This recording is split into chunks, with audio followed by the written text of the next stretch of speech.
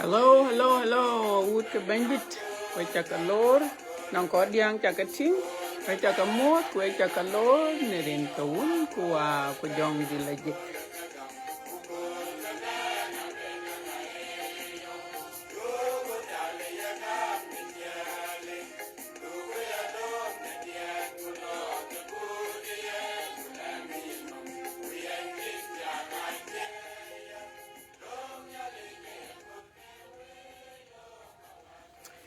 Hello, hello.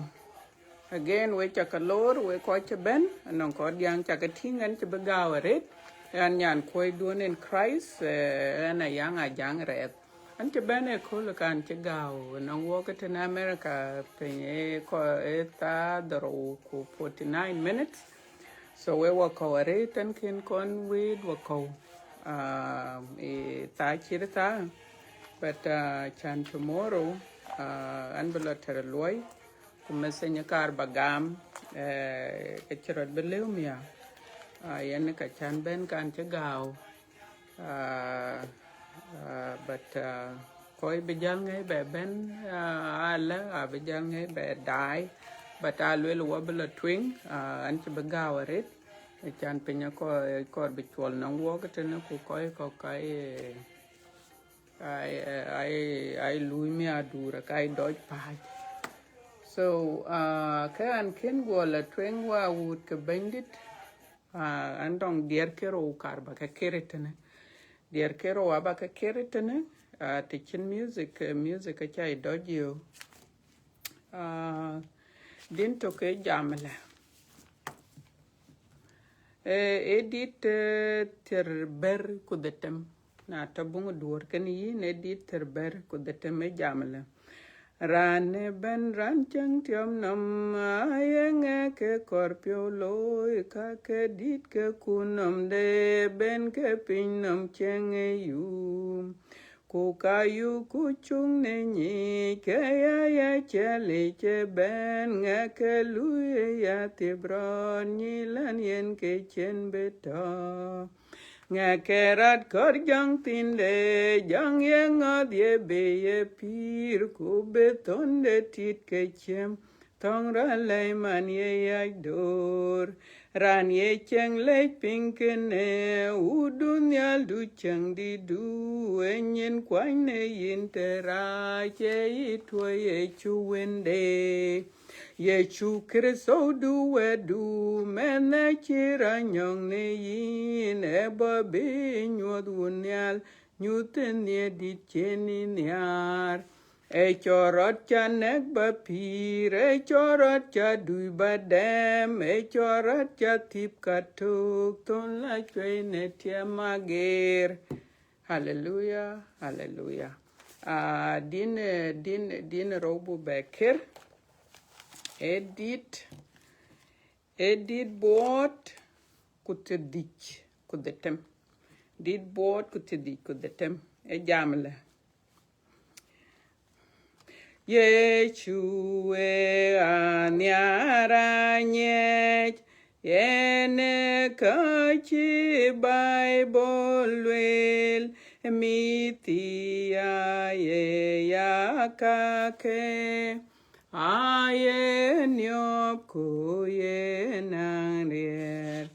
Yeshua nyara Yeshua nyara Yeshua nyara e Bible yen leken Yeshua nyare to bidul de panyalip wek chere gug de wagwe abe mende choglotin Yeshua nyara Yeshua nyara Yeshua nyara e Bible yen leken Yeshua alud ne nier te ya nyab ya tung ne bay e ben pin ne to nom nyal be bengem ne tayanto Yeshua nyara Yeshua nyara Yeshua nyara e Bible yen leka Yeshua nyara diach alom ne kwere ben na boton dia ke anyar keleren on pandenial Yeshua nyara Yeshua nyara Yeshua nyara e Bible in leken hallelujah hallelujah praise the Lord thank you awuke bandit walk kiden ben waron miet aba queen mat but walk wato yait nong yan to wotin ku yan wat jal tio betok wato ki chol week logic yan yan yetek nin keterman ku kanyi ko bi ka wek gol ki chol lent etong lengelit ku tong den jenga chol nin keterman ka guom the bandit so yen ka tawotin ku ka bijal to kumane ke week logic tawotin anong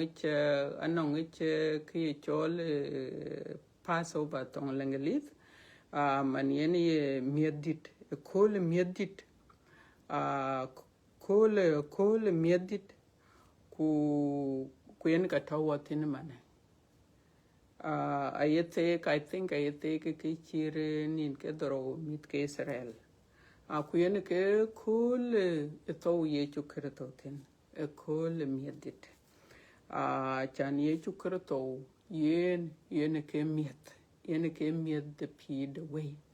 yen to kol miedit mit ke Israel ake ye ngadi aye ke tek miedit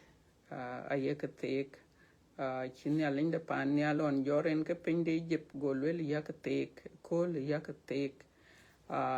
ka yen kol yen ka chen ye chukreto betotin ku yen ke ye miet enong walk ben walk ko ke pinnum che rantok so yen emane wo bejal to ke chol good Friday etong den jeng yen ke chole good let me see Good Friday ko Friday Good Friday achana mar tong cool anchana mar but a Friday tag day chol Friday logic but a Good Friday yen ke cool to ye chukrto en a bijal dom one a Thursday tawatin a jadom yen chengadi chela te ke che miet dita chane kol miet dit tek kane dutuj kuna che jal tokya yen jele Judas Iscariot jela gwel ku yen ke daman tawatin mane yen non koy kokumane Friday a Good Friday already chimane koy ka Australia but walk mane ngote dom chene jal bedom ku jalare non ke wediro ne jame ke ban ke kakan ya lechen ku jala jor ku jala lare ngadi non kaipes ya ke ping ku after that go ku jala lar non point pilot ke ya ke ping point plateau ene ke to ke ni governor so uten ene ka chene yen jalbelo kujaka no kujaka lar kujaye chukerto jala piat so ye chukerto to Good Friday man yani Friday chen Australia latin man kuwabe latin ba choya kudan yen abraja jor ngadi san Easter so Easter nangwo ken ka ichole Sunday twing the junderat so yen eto rangich nin ke diak kujorot kole diak so yen abujal te ke pain intero I think nangwo kanisa ajwich a good Orthodox alone keden alone ya de ngadi day 20 so I would bandit wabijala twing Bible anong Bible ban kaya refer ala lakin Bible ba queen Bible lecter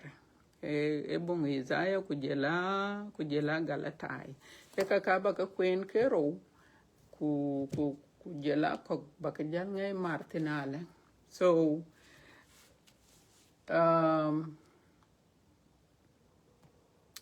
abia bung Isaiah chogdite te dik kudiak ku chiera bu gol chogdich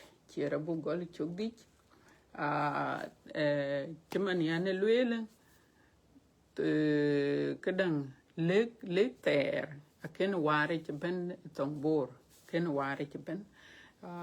so we ayala kwen tong padang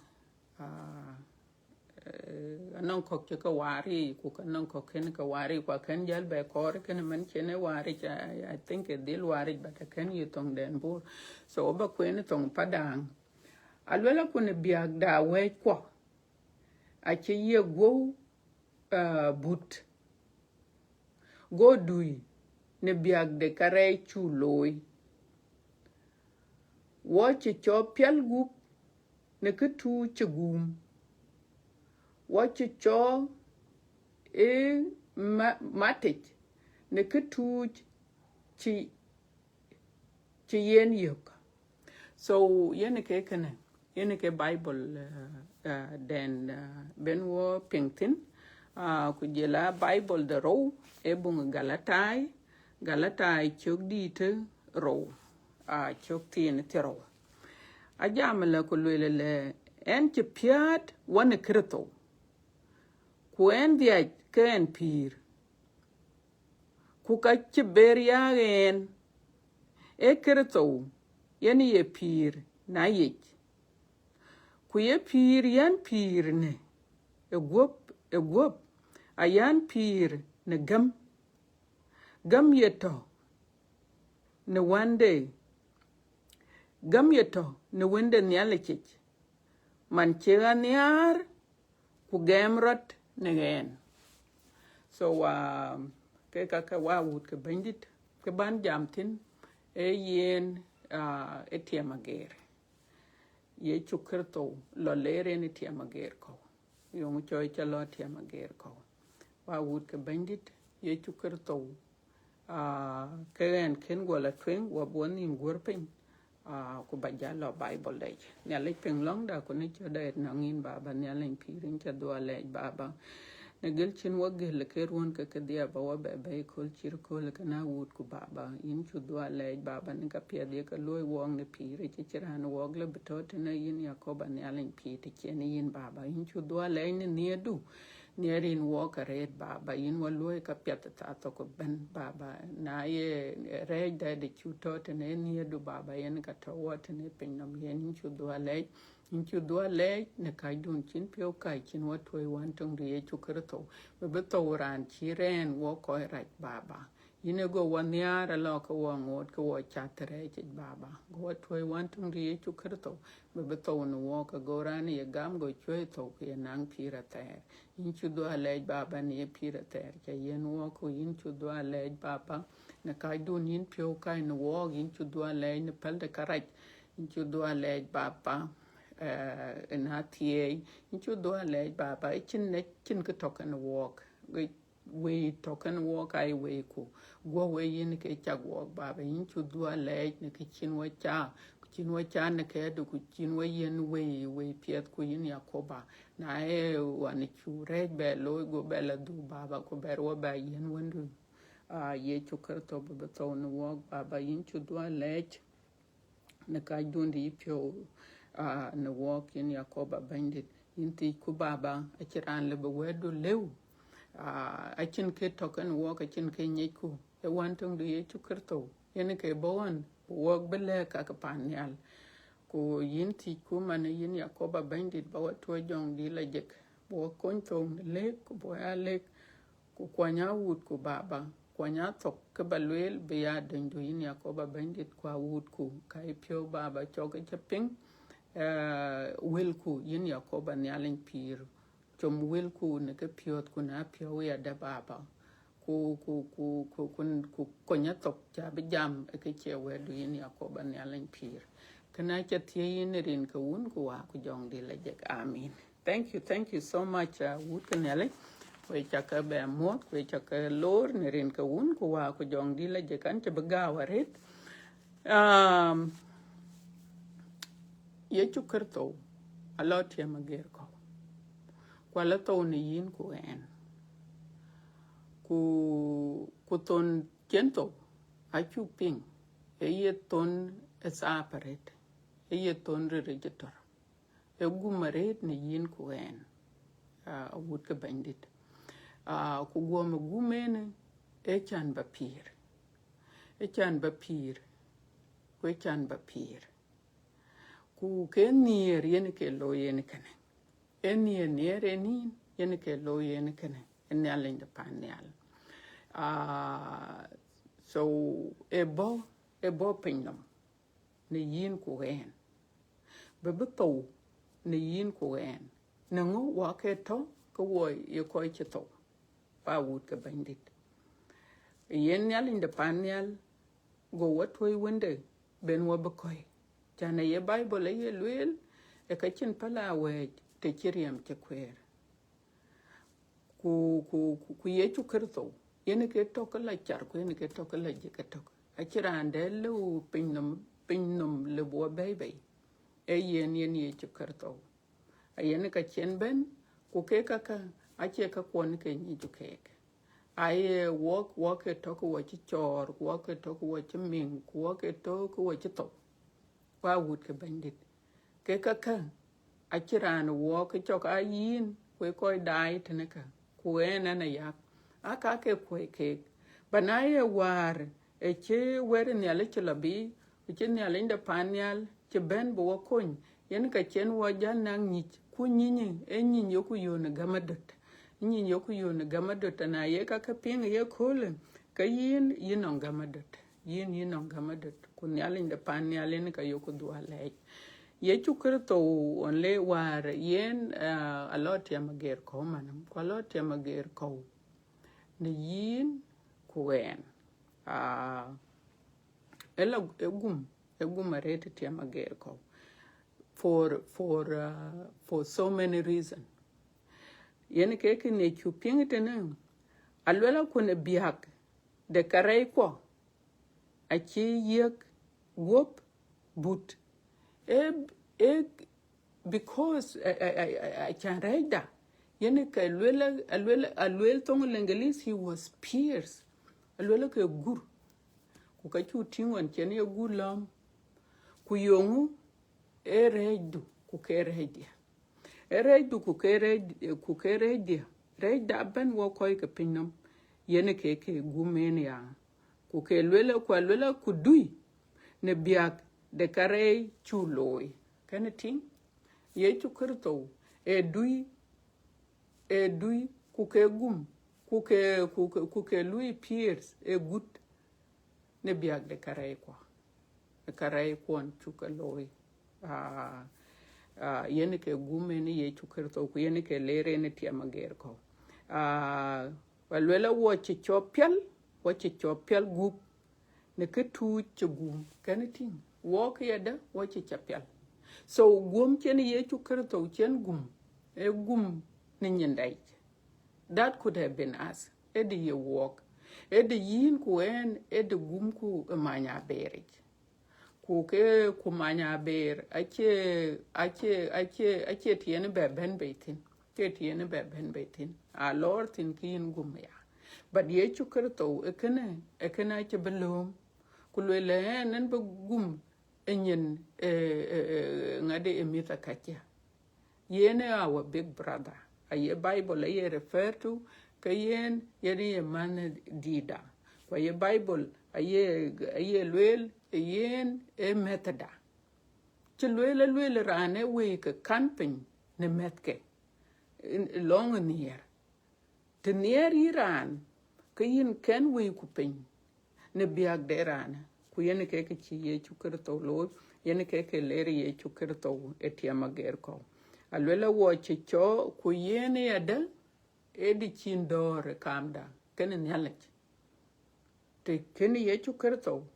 e kenen ben edi chindor a chan walk relationship eliu e kam da kenen nyalek dore liu nungu walk e toko wa nyagat ku walk ake toko wa chatereche kureje e to ke chen wa pak wan nyalek so ye chukrto we bobo walk be mad e bobo walk be tau together kana wada so yene ke be peace eliu pa wut ke bandit so ke ka lere ye chukerto ke tia mager ko buwag bay ne rejej ku buwag bay ne rejej so yen he suffered akalwel there was a lake terrage anong ke chi mit ke Israel anong ke chi wo ne linda pan nyal go pioria go ke toy kror na on ke kror bobi ku ye ko chem ko go mit ke Israel go ke dia au ku ti ke Moses belong ke ne linda pan nyal go Moses yo ku le lom kror ku ngadi malang alwele twitch ache kror pir kedang adit malang kalwele le loy ke kror ku dere tim ko na lor pana kem or symbol pana kem yeting yin kror yeting for me de chi be loy kana but kene a chin alinda pan yale ke belwe ku le ran chi kror kai kuting kror ke dere ngade ko symbol kror ke rana be pial awut ke bandit en ka chiye chukar to che belwel ku le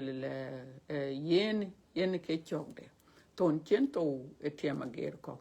ran ye chukar to gam ku ton chen to cha ne cha we ko che ke jor ka de ye chukar to cha we ko a che ke jor ku ke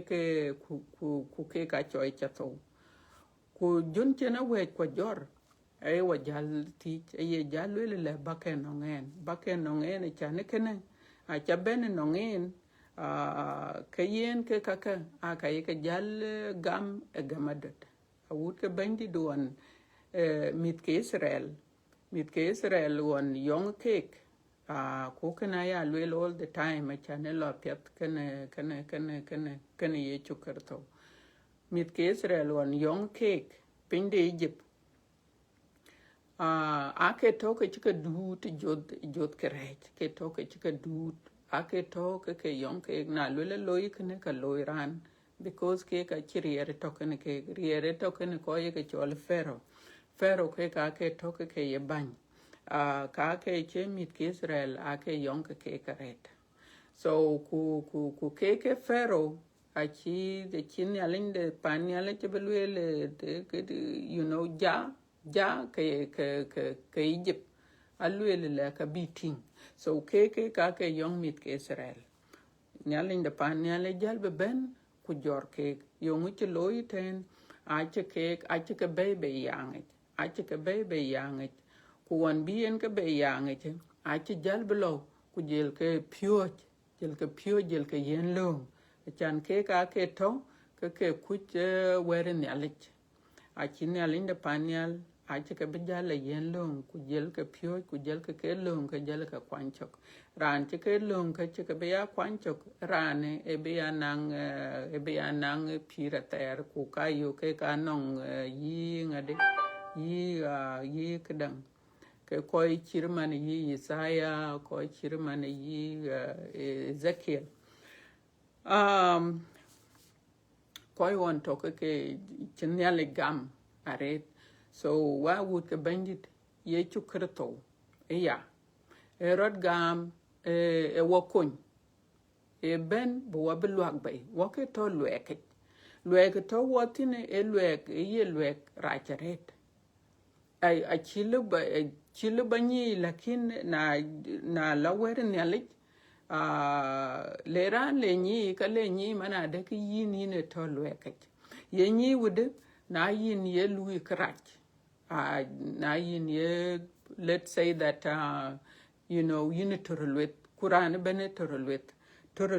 chane chinyaling de pan yalwel ya you shall not lie you know to relate ku jela you know riak pyo or bamor kan wur bakate ke ka achu ka don ko ku yong don waka ko because waka to lwek rech ku rech yene ke chuo control yene ke chuo lwak ku rech anon ke totin non ke totin kimano ne mit ke Israel on yong ke ake yong ke fero ku yene ke chok da elwek to wotin chen ye chuker to chen wa baby anon ke totin anon ke to ye chok so wa would ke bandit ye chuker to wa baby elwek de rech nie de rech lwela ke nie de rech che betiam ku tiam de elo chen lo tiamagir ko chen walk pal karai kwa, you know, forgiveness of sins na chi pal karai ku kalas ka yin to ka yin chen ngade ka yin to ka yin chen awe ku pol ku yin to ka yin chiber to, you know, now you are free ku yene ben ya de bi ku lui free chemanon chen mit ke Israel chen ka lui free from Pharaoh. Akin be beto lweke akin be beto lweke kuen ke chok do yin kuen ye chukre to we ben bo be lweke kuna gam ku yen ke dulwang da ke ka yo ku ke ben anyi ku ke ben ke yen ka chene bung galatai jal jamala ku le en ke piat wana kerto e Paulo ke jam ya alwel Paulo alwel le en ke piat wana kerto ku en biaj ke en pir ku kache ber yagen e kerto yen ye pir ne ayich so yen ke chok du yin lo chen ye chu kerto chen lo etiema ger ko wo ke de wo koi chebe chengade wo koi chia kresano ko wo koi chinyale gam ayelwela kene yen ke unity den chiralo ye kamda kene ye chu kerto wo che to kene ye chu kerto wo che to kene yen ku wo che tio kene yen ku wo che jor kene yen ke chirolo yen ke yene tingmane yene lwe ku lwe la juna rotan yen ke pir because na ken rot jor na ken yi jor to wi ke yin to ke yin pir ke yin to ke yin pir so we ye chukur to jun chen war jor ku yen ke chok ngadi kadang baptism yornam lwe la yin che to ken ye chukur to yaku jotin jorot ken yen awet ku aka wak awet ku aka nyai so awet ku aka nyai because ngade unity da ken ye chukerto so yin na cha to ken ye chukerto ku tekin ku jorot wen yen chana lwele the same nyale ni jod ye chukerto yen ka bi jor in ka bi jor to so Paulo ku yen ke chok do lel Paulo alwele le gen en te piat wan kerto ku yen ke chok do ti yin kersano ku yin te piat wan kerto ku pidun pirin mane ache beria yin pir alwele pirin alwele ku kache beria gen e kerto yen ye pir na yich ku pir yan pir ne ye gope ayan pir ne gam so ke lwel Paulo aye lwe ku lwel le ke kater tenter cheten so yen rech so we rech che ber chatin so rech achin power achirier ber rech ber bato nongin so he died to sin aye tong lengelite lwele yin kresano chinyale gam you die to sin so sin achirier ber ba den ber enin be ngadi ber enin be lwa yin jel to mane ke yin chat yin jel to ke yin lajik yen ke chilwele pir ne gope ayan pir ne gam yeto ne wende nyalechik man chi en niar ku gemrot ne I think so. Let's see Paul one Paul tokiran raj nyiku Paul tokiran raj ye kresano ye ka yong ku ke ye piomiere yong you know, because na ye lui ke ka ke so ke ye ne to lwe ke e to lwe ke ku ke to ke ran che du ti jot kerech ke ye ne pir won chen ye chu kir to bagam ku lwe ku ke to ke ne yen so rie de rech o nie de rech e chepol ku ye ne ke chok ye ne ke kor nyale chen wo bu nie de rech bu pol ku bu ben ne chang de bu ben ne chang de nyale che ku ye ne ke cho ye chu kir to che to a chan be ke ka be ka loy wo bu nie de rech be nie de rech be tiam be nie de rech be tiam ne wo pyot ku ye ne ke ro loy non kersano ji alle batin kersano kok yin gai ku le rane e jara ware de man ku che ran ware lu ka ra che ne ke cho ko pol yin ya pole chen koi ko abia kar yen wan chen kersano ko abia kar ye ku le no ran ko no go le no yen rod war ye chukroto ranyoten ku yen man a che berbato ke yeran nyal re che berbato ne rechi kwen ke ko kon nyal inde pan nyal na wo ke wo ke lejik ne kerto wit kuna chu lejik yen ka yen wo pan nyal yen ka yen wo pan nyal ting achi bung petro twing Petro twing e jam kulwele le alwele e kara e kwa jot e ko e ye chukar to ukun alwele e kara e kwa jot e ko ne tim num buk to ne reida chating buk to ne reida ku buk ya pir ne lajek bu ya pir ne lajek watch dem ne yum chene ye yup kenting etong lengelit alwela he himself bore our sins ating yen ke lwela ke re da chi jor e gobde ne tiama ger ko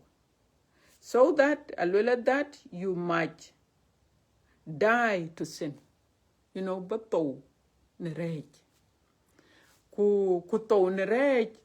ake wace jami'ton kene ya ci kirtautau na raida e ba niye da rai ba jajal tiyama ka pol niye da rai so you die to sin yin ki ber ba kyata rai kiki yin kai ka lwel bible ku jel wace lajik alwela ku buk ya pir ni lajik in kai ci tong lengelit lwel that you might die to sin and live to righteousness. By his wound you are healed. Chating alwela dui chen ye dui a chen yin chapel. So wa would ke bandit yen ke na bejrane ke ka yoku ke ka yen walk along ka chin ya linda pan ya lwela ke dui chan badem. Yen ke ne chidi lwela tene e chorot chanak ba pir e chorot chadui badem e chorot chatip katok ton la chwe ne tiamagir so ke ka chekaloy kene yen ye chukerto wa wut ke bandit ye chukerto e ka ju cha ka gum ni yin ko en so kai de pyo de nyalit kunie de nyalit a chu belum ke tin kor a chin ka ware ke chin nyalin de pan ya lo yin ko en chen wat hoy wantung de ye chu kerto a chan bebe to nyin de ku bu pir ku ka ba ting wa wut ka bandit pira tere to chan ka chi ye ka chin nyalin de pan yal ka lwel aerodiel pira tere to atom kier mane pir pinnam e yin nye pir pinnam e kuch ben bi yin pinnam tena ba pir tene pinnam e kuch so yen ke chogde pir panyal alwen nyalinde panyal alwel kata so we have to believe that pir ben ko pir tere to ku pira tere chan bu pira tere bu ben nong ye chukerto bu ben nong ye chukerto bu be ago ku pir be bu rej bu nyai rej a chin ke loy wa rej ke tin ye rej ye loy yin ku en la liu e wano ku kaka yen ya linde pan ya le ye lewo ku le lum tie magedu ku kwanya chok ye chukerto ye le ran kor bu we ka mor ke yen rane abe ke eran kor pinnum ken ran kor pinnum ku kaka pinnum a chen ke lui ke yin e choka pan ye chol juba ku yin ben ku loya maratin ku jel to ke ku du ku mier pio ku lele chi yok ke chi yok you might have all of that but mier pio chi yok ku pira tere chi yok a chu ke yo materials pira tere chu yo material wa wood ka bandit en ya linda panyal en ka yen pira tere yutin ku ka chi ye chu kerto a che de panyal che liu na wok a che liu ngade a che liu wok so yin ku en a che ran pen la panyal la a liu so we baben ku gam a we ku gam ku dun chaloy ku ka gam nelinum wala no randu ken yin ba gam nelinum ku nelin de panel en nelin ko pio yen ke tu yen wok wantong de chan yin ku en bu pir chan yin ku en bu pir wa wut ke bandit yen ke lo yen ke pieta ku ken ye nere nin timan chen bible le niar walk red lela go what way wantung de ye chukerto be beton walk e ken yen ken nier wa wut ke bandit a chin ke ken ne alinda pan ya loy ke ken loy le ke ken loy men ran ke ye ke pet aliu so ke pen walk ben wa ben enongen akor bay pio be char pio bay pio char ku banya lendu patich because pinometene abetok pinometene a chi bible chi lwele ka betok so ku na tok pinom ka walk a chin time de be yen men ran ben pio bela wel ku be du nang nyale aliu ta da yen kekne ta den chi yen walk manon chen yakoba chen mit ke israel chen kala be pinde egypt chi ka kon ko bi ku pio kek ne welke pio kek ne long yin ke long ku le ya ke ne lo ya go ke pir ya ke ne lo ya go ke pir kuna lo ke ne ke we ba ka yen ke we ba ka yen ke ka the same god yin ke we yen opportunity call through Jesus Christ e wog yen time ne wende ye chukerto pianka wel ye chukerto we ben bo bele yit ye chukerto we ben bo bele mar ken wa mar ye chukerto we ben bo bele wel piet kawa ye chukerto we ben bo wog be kon e bo piat ben yen ke bien ye chukerto kwe yin chole mete alwele you are my friend alwela yen methda alwela le nong mat werekene bran beto enyen ngade ran you know achin ke waren wa wut ke bandit ke kaka ke wil ke nyaleka ayit ke chin nyalinde pan nyalwele ben eyi kwen ke ko on golen gol bible kulula nyali che chak wan che yakoba nyal kupin alwela go lwele de nonger de non kene ye lwele ben kuloy kurut ku ka wo ke kol ke ka ke che lwele de non kene ayoku ke ting ye kol yani ke chok pira ter jamare de pira ter baka ye chu kurto yani ke miet de pir wa wut ke bandit che man non wa miet de pir pin no metene mane we ka mane ba choya ran na be pa kwa be tok tol ku de chai de e mi de pir kene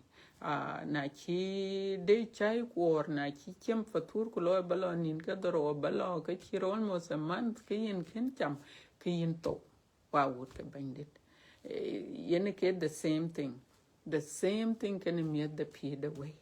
na churut mi ku chu wel ka ne yo ku ka chu ka gam ku jot pinnam jor wok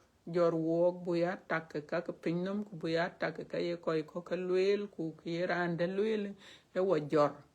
jor ku ke wa mor e dele nyale ke wa wut ke bandit e bu nyale bu chol pyot kwa ye chu krto mane abrad jor in 3 days abato ku ka batio ku ka barajor e kene e tang yen wa ta e tang yen wa ke piet che loy ta che man gwir wo ken tene e ke che loy yen ye chu karto lakini ka che ka doi loy ter a ke jel to ken yin mane e bajal chol pionduit ku ba chol pionduit ku batij be yikon a chan jong raj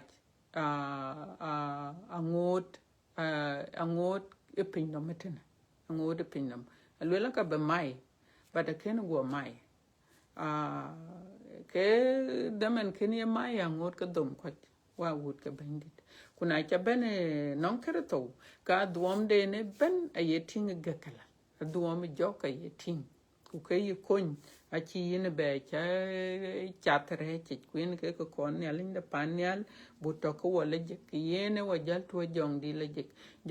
je bo jal bu kon bo jal mold into the image of Christ bu jal cher man kerto chan yene ne linda panyal e chi wo kon cha ne kede won teria dem kan kawa ake chi ke cha kede won yene le cha Quran ke thongkurut echi ran echi cha ke de go ya pya de pyo ku ngo kriye che bene pya de pyo ka jemo a che go kuna cho ya go ya de malaika ya ka ting malaika e ben man bi de no ko che malaika e ting but ay ga ting ke chir man ko cha ko ay kan no wo ku kai to ke ger ke la pak ai changa le ger ku ko kai to ke ger but ay ga ting anong chen ku ka nong cho ku ka nong ngade anang go e kada e go den ka chichir go den a chan go den ti e go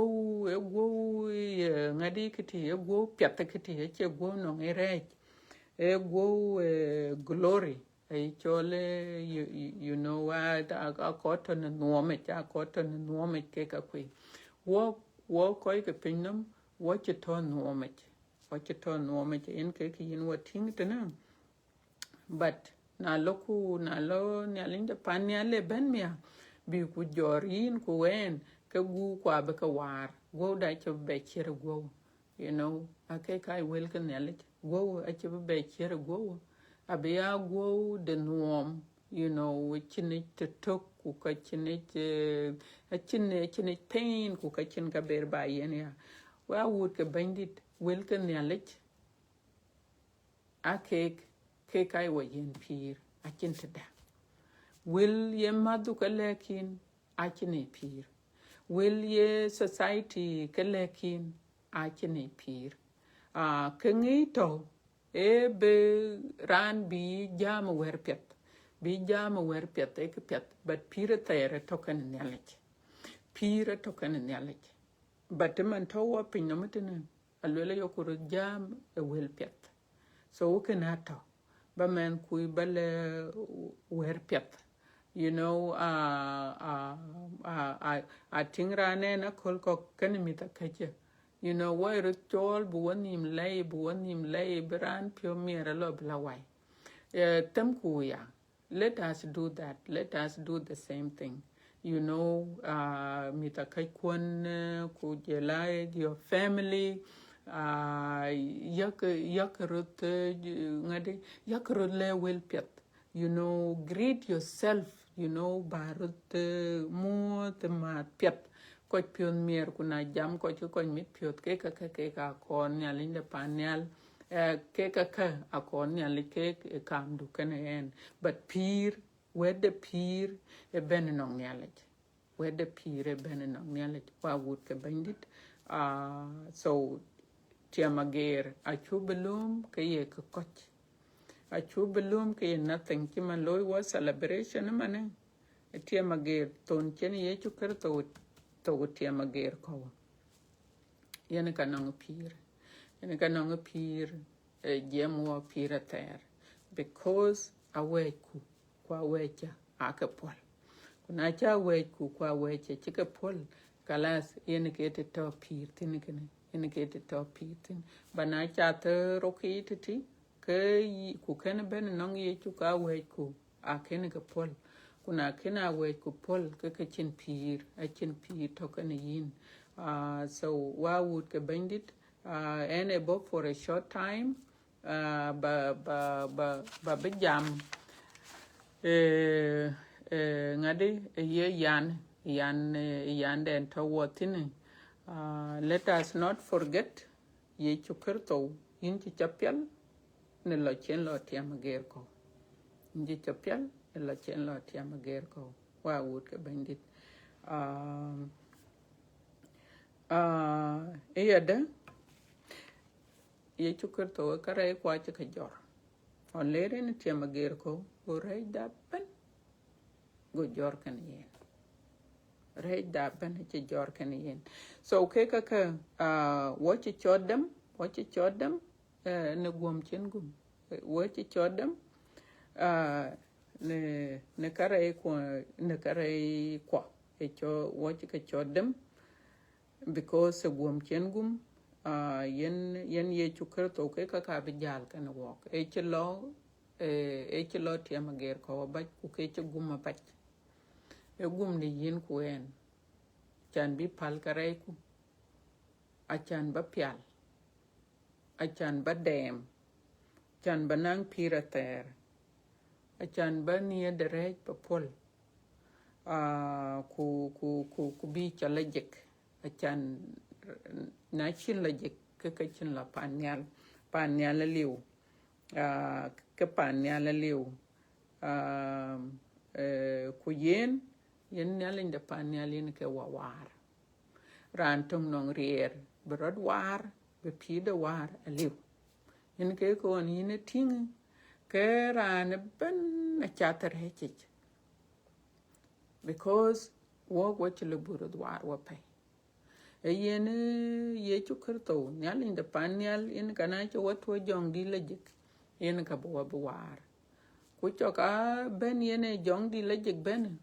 wache to war ko the same day a process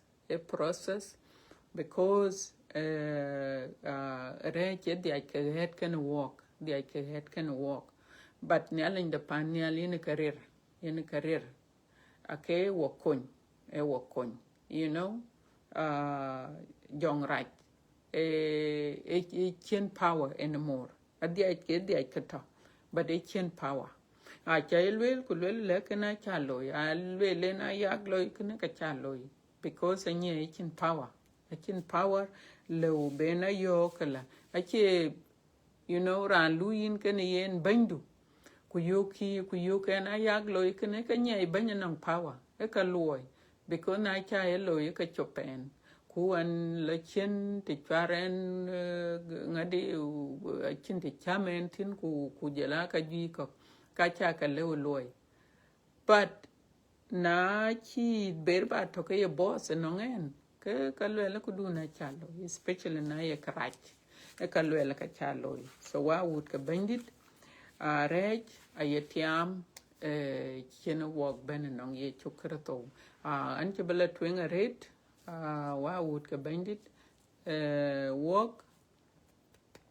we are participating gender rot manieni easter ababan abiya day 20 ko ke kul piat nong wok chi ye chukrato jor kin che jor yen ke ya pir ken yen ke ye bible we ko na ye chukrto ken jor to e de yin ko en e ken wa jor ko ke de chuto wo e de chuto but yen ke ye chukrto e jor ko ku yin ku en wa chi ka joria in fact wa chi ka jot ter wa chi ka jot ter en ke ki chenang changes no ngin kwen ke ki chenang changes no ngin aya lele an che be ge twen aret wa wut ke bandit anong ke chrat ping ke nyalin de panyal aba dua le ku ke nyalin de panyal ya da aba ya ngade aba dua le charet e ke piet chloy kunchen wa kon wa would ke bandit in the morning, in the afternoon, at night yoko dua le an ba ko chitana nerin ka wun ko wa ku jong di lejik wa bon im gorpin bandit nyalin pir baba inchu dua lej ne ke wel piat kun ka baba chiran walk ni ke wel ka ke koi ke wel ka ke kuya wut ku ke baba ke wel ke pir ka badine chan yin yar walk re din kor bu pir yin ke chin ben ko le walk ke wel ka baba chwa ke ko wa pio din ya ko ban nyalin pir bi chil ku burier